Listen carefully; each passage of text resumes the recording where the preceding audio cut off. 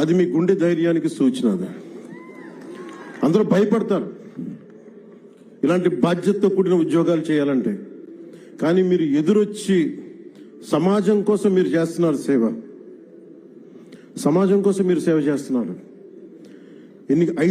దాదాపు ఇన్ని కోట్ల మంది జనానికి మీరు ధైర్యం ఇస్తున్నారు.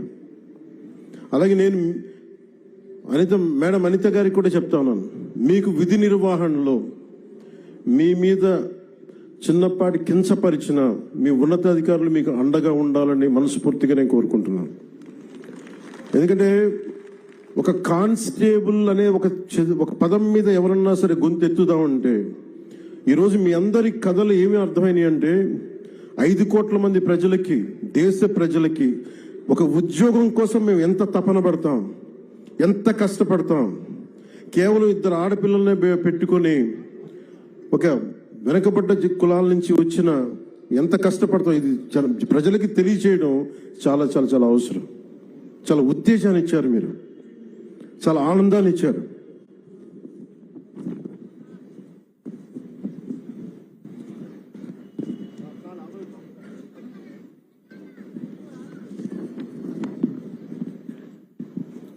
రెండు 2022లో కానిస్టేబుల్ ఉద్యోగాలు భర్తీ చేస్తూ ఉంటూ ఆర్భాటంగా నోటిఫికేషన్ ఇచ్చారు. కేసుల రూపంలో న్యాయపరమైన చిక్కులు ఎదురైతే పట్టించుకోకుండా వదిలేశారు. ఉద్యోగ నియామకాలకు ఉన్న అడ్డంకులను తొలగించడం ఎలా అని కనీస ఆలోచన కూడా చేయలేదు. అర్హత ఉన్న మీరింత కష్టపడి ఇంట్లో ఇన్ని కన్నీళ్లు కష్టాల మధ్య మీరు కష్టపడి వచ్చిన తర్వాత కూడా అర్హత ఉన్న ఉద్యోగాల కోసం మీరంతా ఏళ్ల తరబడి వేచి చూసేలా చేశారు. మీరు కోల్పోయిన 3 ఏళ్ల కాలం మేము తిరిగి ఇవ్వలేం, కానీ గౌరవ ముఖ్యమంత్రి గారు మీకు భరోసా ఇచ్చారు. ఈ రోజున కార్యక్రమం గౌరవ హోంమంత్రి గారి అనిత గారి ఆధ్వర్యంలో మేము ఉన్నాం. గత ప్రభుత్వంలో జరిగిన నష్టానికి మేము తిరిగి మీ కాలాన్ని తీసుకురాలేం, కానీ మేము మీకు అండగా ఉంటామని చెప్పి చాలా పెద్ద మనసుతోటి పండగ వాతావరణంలో చేయించిన గౌరవ ముఖ్యమంత్రి మన నారా చంద్రబాబు నాయుడు గారికి మనస్ఫూర్తిగా నా ధన్యవాదాలు తెలియజేస్తాం. కూటమి ప్రభుత్వం అధికారంలోకి వచ్చిన వెంటనే కానిస్టేబుల్ నియామకాలు ప్రక్రియ తక్షణం పూర్తి చేయాలని సంకల్పించింది. ఒక దృఢ సంకల్పంతో ఇందాక గౌరవ ముఖ్యమంత్రి గారు చెప్పినట్టుగా న్యాయపరమైన చిక్కులు తొలగించే పనిని చేపట్టింది. ఒక్కొక్కరి కష్టాలు ఎక్కడో అల్లూరు సీతారామరాజు జిల్లా నుంచి కావచ్చు, అనంతపురం జిల్లా నుంచి కావచ్చు, అలాగే మన ఉత్తరాంధ్ర శ్రీకాకుళం, విజయనగరం, నాకు నుంచి అదే అడుగుతున్నాను. మన హోంమంత్రి అనిత గారిని, సోదరు అనిత గారిని అడుగుతా ఉన్నా, ఎందుకు ఎక్కువ మంది శ్రీకాకుళం, ఉత్తరాంధ్ర ఎందుకు ఎక్కువ చెప్పడం మిగతా జిల్లాల నుంచి రావట్లేదంటే, నాకు మిగతా జిల్లాలు మా గౌరవ ముఖ్యమంత్రి గారు కూడా చెప్తున్నారు, మిలిటరీకి సర్వీసెస్కి ఎక్కువ మన ఉత్తరాంధ్ర జిల్లా నుంచి వస్తాయని చెప్పి. అంటే ఉత్తరాంధ్ర నాకు అనిపిస్తే ఒకసారి భరతమాత గుడి కూడా అక్కడ ఉత్తరాంధ్రలో ఉంది. అంటే మీరు సమాజం కోసం ప్రకాశం, కాకినాడ, ఒక జిల్లా, అన్ని జిల్లాలు మనే, ఒక జిల్లా ఎక్కువ ఒక జిల్లా తక్కువ కాదు. కానీ సత్యసాయ ఏ జిల్లా ఎక్కువ కాదు, ఏ జిల్లా తక్కువ కాదు, అన్ని సమానం. గౌరవ ముఖ్యమంత్రి గారు ఎంత ప్రేమ లేకపోతే మీ సత్యసాయి జిల్లాకి ఎన్ని పరిశ్రమలు పట్టుకొచ్చారు, అలాగే ఎంత ప్రేమ లేకపోతే మన ప్రకాశం జిల్లాకి జేజేఎం పట్టుకొస్తారు. ఏ జిల్లా అక్కడ బాపట్ల అన్నా, గుంటూరు అర్బన్ అంటున్నారు, అనకాపల్లి, తిరుపతి, 1, 2.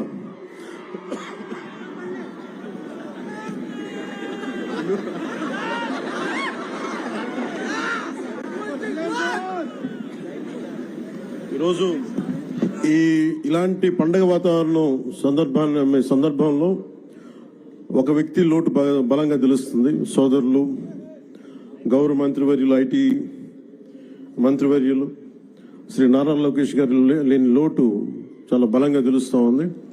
ఎందుకంటే ఇలాంటి ఒకేసారి ఇంతమందికి ఇవ్వాలని చెప్పి మెగా డిఎస్సి కూడా ఆయన ఆధ్వర్యంలోనే చేయటం, అదే తరహాలో ఇది కూడా ఇవ్వటం మనస్ఫూర్తిగా వారి ధన్యవాదాలు, వారికి నా మనస్ఫూర్తిగా అభినందనలు తెలియజేస్తూ, వారి లేని లోటు చాలా స్పష్టంగా ఉందని తెలియజేస్తూ మీ అందరికి కూడా, మీ అందరి తరపున వారికి నా ధన్యవాదాలు తెలుపుతా ఉన్నాను. అలాగే ఇందాక లోకి బాబురావు గారు మాట్లాడింది నాకు ఎంత కదిలించేస్తున్నాయంటే మీ కథలు కుందరపు మణికంఠ గారు కావచ్చు, కసింశెట్టి అఖిల్ గారు కావచ్చు, కొమ్ము శిరీష గారు కావచ్చు, షేక్ గండ్లూరు హఫీజం గారు కావచ్చు, ఇట్లా 6,000 మందిని ఒక్కొక్కరిని మీరు ఎలా సెలెక్ట్ అయ్యారంటే ఒక్కొక్క కథ ఉంటుంది. నేను మా నాన్నగారిని చూసేవాడిని. నాకు ఊహ తెలిసేటప్పటికి మా నాన్న పెట్టి ఆఫీసర్. ఆయన ఒక కానిస్టేబుల్గా ప్రారంభమై మా కోరిక ఏంటంటే మా నాన్న వచ్చిన ప్రతి ప్రమోషన్ మా ఇంట్లో పండుగ ఉండేది. ఎప్పుడు ఎస్ఐ అవుతారు, ఎప్పుడు ప్రిన్సిపల్ ఎస్ఐ అవుతారు, ఎప్పుడు సిఐ అవుతారు, ఎప్పుడు ఒక ఏఎస్ అసిస్టెంట్ ఎక్సైజ్ సూపరింటెండెంట్గా, ఇవన్నీ మేము వెయిట్ చేసేవాళ్ళం. ఎప్పటికప్పుడు ఎగ్జామ్స్ రాస్తూ ఉండేవాళ్ళం, డిపార్ట్మెంటల్ ఎగ్జామ్స్. సో మీకు డిపార్ట్మెంటల్ ఎగ్జామ్స్ ఉంటాయి అంటే మీ చదువు కానీ మీ లెర్నింగ్ కానీ ఎప్పటికీ అవ్వదు. It's an on going learning process.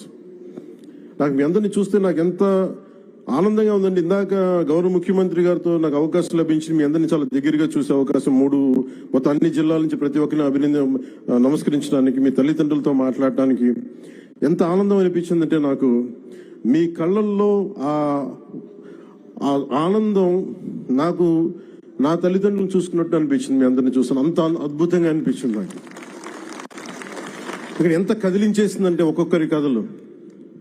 అలాగే గౌరవ ముఖ్యమంత్రి గారు నాకు ఆదేశం ఇచ్చారు ఇందాక, లాకే బాబురావు గారి ఇంటికి, మన గ్రామానికి రోడ్లు లేవు, మీరు ఖచ్చితంగా దాన్ని చేయాలంటే గౌరవ ముఖ్యమంత్రి గారికి నేను ఈరోజు సభాముఖంగా మాటిస్తున్నాను.